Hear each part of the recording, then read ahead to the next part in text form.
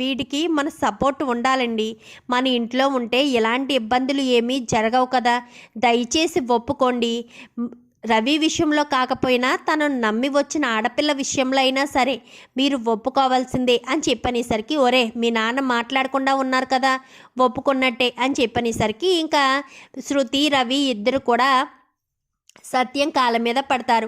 అప్పుడే బాలు అయితే వస్తాడు. బాలు వచ్చి రవి కాలర్ పట్టుకునేసరికి, ఏంట్రా నిన్నెవడరా రమ్మన్నాడు అని చెప్పాను కానీ వదిలేరా బాలు, ఆ పిల్ల ఏదో ప్రమాదంలో ఉంది అని చెప్తున్నారు కదా, బయట వదిలేస్తే రేపు లేనిపోనిది ఏదైనా జరిగితే అందరూ మనల్ని తప్పు పడతారు, ఎందుకులే వదిలేసే, మన ఇంటి బిడ్డే కదా, తప్పు చేస్తే మాత్రం క్షమించకుండా వదిలేస్తామా ఏంటి అని చెప్పనేసరికి, మీకు నచ్చినట్టు చేసుకోండి అంటూ బాలు కోపంగా వెళ్ళిపోతాడు. అమ్మయ్య, మొత్తానికైతే కామాక్షి చెప్పింది వర్కౌట్ అయింది. అయితే అయ్యిందిలే, చిన్న గొడవ నార్మల్గా అంతా జరిగిపోయింది కాబట్టి శృతికి మాత్రం నచ్చ చెప్పాలి. బాలు అన్న మాటల్ని ఏమీ పట్టించుకోవద్దని. రోహిణిని ఎలా అయితే మాట్లాంటాడో ఈసారి నుంచి బాలు శృతిని కూడా అంటూ ఉంటాడు. కానీ శృతి విషయంలో మాత్రం జాగ్రత్తగా ఉండాలి అని చెప్పి ప్రభావతి కాస్త అనుకుంటుంది. ఇంకా అలా అనుకున్న ప్రభావతి ఇంకా శృతిని చాలా ప్రేమగా చూసుకుంటుంది. రోహిణిని కూడా కొంచెం ప్రేమ తగ్గిస్తుంది కానీ శృతి విషయంలో మాత్రం చాలా ప్రేమగా ఉండి చూసుకుంటుంది. మీనా ఇంకా వీళ్ళందరికీ వండి పెడుతూ ఉంటుంది. ఒక రోజైతే శృతి వాళ్ళ ఫ్రెండ్స్ అందరూ కూడా, శృతి అత్తవారింటికి వెళ్ళింది కదా, ఒక్కసారి మనం వాళ్ళ ఇంటికి వెళ్ళి పలకరించొద్దామని ఒక 4-5 ఫ్రెండ్స్ కాస్త అందరూ కూడా ఇంటికి వస్తారు. ఇంటికి వచ్చేసరికి ఇంకా మీనాక్క మా ఫ్రెండ్స్ వచ్చారు అనగాని, సరే స్నాక్స్ ఏదైనా చేసి తీసుకొస్తాను, మీరు మాట్లాడుతూ ఉండండి అని చెప్పి మీనా కాస్త లోపలికి వెళ్ళి స్నాక్స్ తీసుకొస్తుంది. తీసుకొచ్చేలోపు రోహిణి కాస్త బయటికి వెళ్దామా మనోజ్ అని ఇద్దరు కూడా కిందకి వచ్చేసరికి రోహిణిని చూసి అలా షాక్ అయిపోయి చూస్తూ ఉంటుంది శృతి వాళ్ళ ఫ్రెండ్స్లో ఒక అమ్మాయి అయితే. అలా చూస్తూ ఉండేసరికి ఏంటి ఇలా చూస్తూ ఉంది అని అనుకుంటుంది. పద మనోజ్ అని చెప్పాను కానీ, అక్క వీళ్ళంతా నా ఫ్రెండ్స్ అని చెప్పి పరిచయం చేస్తుంది. పరిచయం చేసిన తర్వాత సరే మేము కొంచెం బయటికి వెళ్ళొస్తాం శృతి అని చెప్పాను కానీ, సరే అక్క అని ఇద్దరు కూడా వెళ్ళిపోతారు.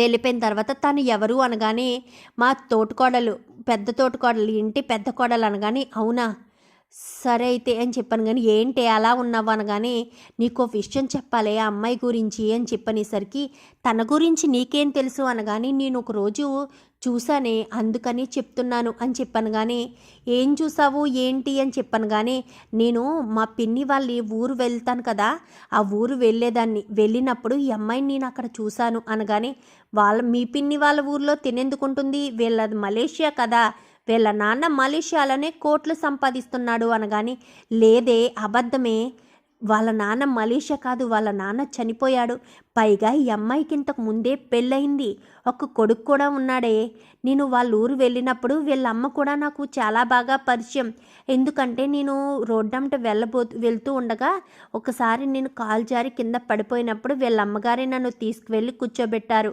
ఇంకా బాబు కూడా మాట్లాడుతున్నాడు, ఆ బాబు కూడా చూశాడు, ఈవిడి కొడుకే అని చెప్పనేసరికి, ఏంటే నువ్వు చెప్పేది, ఇంతకీ ఏ ఊరు అనగానే, పలానా ఊరు అనేసరికి, సరే మనం ఒకసారి ఎంక్వైరీ చేద్దాం, ఈ మధ్యన ఆవిడ గారికి ఎక్స్ట్రాలు కొంచెం ఎక్కువయ్యాయి, అందుకే తోక కత్తిరించాలంటే ఆవిడ గురించి ఇంట్లో చెప్పాల్సిందే అని చెప్పనేసరికి, సరేనే మీ మేనక్క వస్తుంది అనగానే మీనా కాస్త స్నాక్స్ తీసుకొస్తుంది. స్నాక్స్ అన్నీ తినేస్తారు. తినేసిన తర్వాత సరేనండి వెళ్ళొస్తామనగానే, సరే అని అందరూ కూడా వెళ్ళిన తర్వాత, ఎప్పుడు వెళ్దామే అని చెప్పాను కానీ, ఎప్పుడో ఎందుకు, రేపే నేను స్టూడియో దగ్గరికి రానని చెప్తాను, రేపు నువ్వు బండి వేసుకుని వచ్చేసాయి, మనం ఇటు నుంచి ఇటే వెళ్ళిపోదాం, బండి మీద వెళ్ళగలమా అనగానే, ఒక 1 అవర్ 1.5 అవర్ జర్నీ అవుతుంది అంతేనే అనగానే, సరే అయితే రేపు బండి వేసుకు వచ్చేసేయి అని చెప్పనేసరికి సరేనని ఇంకా మరుసటి రోజు ఉదయాన్నే, రవి నాకు అర్జెంటు పనుంది, మా ఫ్రెండ్తో పాటు వేరే ఊరు వెళ్తున్నాను, నాకు రావడానికి సాయంత్రం అవుతుందని కానీ, సరే శృతి అని చెప్పి అంటాడు. ఇంకా వాళ్ళ ఊరు వెళ్తారు. వాళ్ళ ఊరు వెళ్ళి, ఆంటీ బాగున్నారా అని చెప్పాను కానీ, బాగున్నానని చెప్పనేసరికి అక్కడికి వెళ్ళి గోడ మీద ఒక ఫోటో ఉంటుంది, వీళ్ళ ముగ్గురు కలిపి తీయించుకున్న ఫోటో, ఆ ఫోటోని ఫోటో అయితే చూసేసరికి ఈ ఫోటోలో ఉన్న అమ్మాయి అనగానే మా అమ్మాయి అని చెప్పాను కానీ ఆ బాబు అని చెప్పనేసరికి మా మనవడు అని చెప్పాను కానీ అవును మా అమ్మ అని చెప్పనేసరికి అదేంటి మీ అమ్మాయి గారు ఇక్కడ ఉండరండి అని చెప్పనేసరికి మా అమ్మాయి భర్త చనిపోయిన తర్వాత రాజమండ్రిలోనే పార్లర్ పెట్టుకుని ఉంది అని అంతవరకే చెప్తుంది. మళ్ళీ పెళ్లి చేసుకుందన్న విషయాలు ఏమీ చెప్పపోయేసరికి కొన్ని మంచినీళ్ళు తీసుకొస్తారా అంటూ ఈ లోపు ఆ ఫోటోనైతే తీసుకుంటుంది. ఫోటో తీసుకుని ఇంకా నేరుగా సరే వెళ్ళొస్తామా ఆంటీ అని చెప్పి నేరుగా ఇంటికి వచ్చేస్తారు. సరే నువ్వు వెళ్ళవే అని చెప్పి ఇంకా ఇంట్లోకి వచ్చేసరికి ఏంటి రోహిణి అక్క అని చెప్పాను కానీ ఏంటి శృతి ఉదయం నుంచి కనిపించలేదు, ఊరు వెళ్ళావంటే ఏ ఊరు వెళ్ళావు అనగానే ఊరి పేరు చెప్పేసరికి ఒక్కసారిగా రోహిణి కాస్త కంగారు పడుతూ ఉంటుంది. ఆ ఊరు వెళ్ళావా? ఆ ఊరు అమ్మమ్మ గారు ఊరు పక్క ఊరే, అంటే రవి వాళ్ళ నానమ్మ వాళ్ళ ఊరు పక్క ఊరే.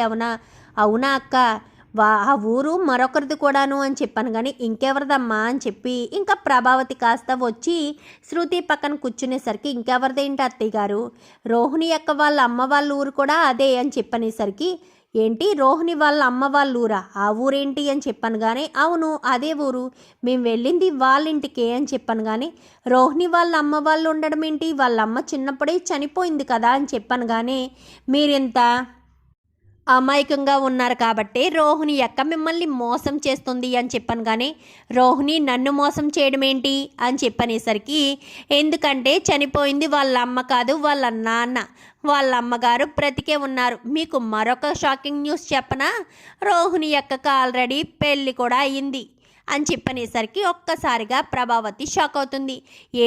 ఏం మాట్లాడుతున్నావు, రోహిణికి పెళ్ళి కావడం ఏంటి అని చెప్పాను కానీ నిజమే అత్తయ్య, రోహిణి అక్కకు పెళ్ళి జరిగింది. కావాలంటే వాళ్ళ అమ్మని వాళ్ళ కొడుకుని చూపించిన మీకు, ఇదిగో ఫోటో చూడండి అంటూ ఇంకా తన సెల్లో తీసిన ఫోటోని చూపించేసరికి ఒక్కసారిగా షాక్ అయిపోతుంది ప్రభావతి. వీళ్ళు సుగుణమ్మ వాళ్ళు చింటూ వాళ్ళు కదా అని చెప్పాను కానీ వాళ్ళే వీళ్ళు. నేను అంతా ఎంక్వైరీ చేసే వచ్చాను. ఈవిడ గారికి అసలు మలేషియాలో తండ్రి లేడు, ఎవరూ లేరు. మీకు మరొక విషయం చెప్పనా, బ్యూటీ పార్లర్ ఉందని మీకు ఇన్ని రోజులు చెప్పింది కదా, నిజానికి ఆ బ్యూటీ పార్లర్ అమ్మేసి సుమారు 2 నెలలు కావస్తుంది. ఈవిడ బ్యూటీ పార్లర్ అమ్మేసి నార్మల్గానే అదే బ్యూటీ పార్లర్లో వర్క్ చేస్తున్నారు అని చెప్పనేసరికి ఏంటి రోహిణి ఏంటిదంతా, నీకు పెళ్ళయిందన్న విషయమూ చెప్పలేదు, కొడుకున్న విషయమూ చెప్పలేదు, లేని తండ్రి ఉన్నట్టుగా మలేషియాలో కోట్లు సంపాదిస్తున్నట్టుగా చెప్పావా?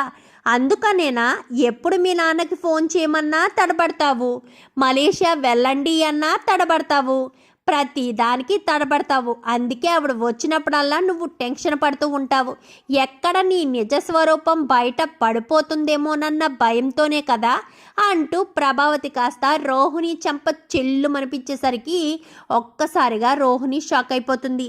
ఏంటిది, నా గురించి ఇంతలా విషయాలు ఎలా తెలిసిపోయాయి అని అనుకుంటూ ఉంటుంది రోహిణి అయితే. ఏంటి నీ గురించి తెలిసిపోయింది అనుకుంటున్నావా, నిన్న వచ్చిన ఫ్రెండ్స్లో ఒక ఫ్రెండ్ది మీ ఊర్లోనే చూసిందంట, కానీ నువ్వు తనను గుర్తుపట్టలేదు కానీ తను మాత్రం నిన్ను గుర్తుపట్టిందక్క, గుర్తుపట్టే నీ గుట్టు మొత్తం బయట పెట్టింది అని చెప్పనేసరికి ఒక్కసారిగా రోహిణి షాక్ అయిపోతుంది. మరి ఇప్పుడు ప్రభావతి ఎలాంటి నిర్ణయం తీసుకుంటుంది, మరి ప్రభావతి నిర్ణయానికి రోహిణి తల వంచుతుందా లేక తల ఎత్తి పొగరగా సమాధానం చెప్తుందా, అసలు ఏం జరగబోతుందనేది రాబోయే ఎపిసోడ్స్లో చూసి తెలుసుకునేద్దాం. మా వీడియో కనుక మీకు నచ్చినట్లయితే వెంటనే లైక్ చేసి మా ఛానల్ని సబ్స్క్రైబ్ చేసుకుని పక్కనే ఉన్న బెల్ సింబల్లో ఆల్ పై క్లిక్ చేయండి. ఎలా చేయడం వల్ల అందరికంటే ముందుగా చూడవచ్చు.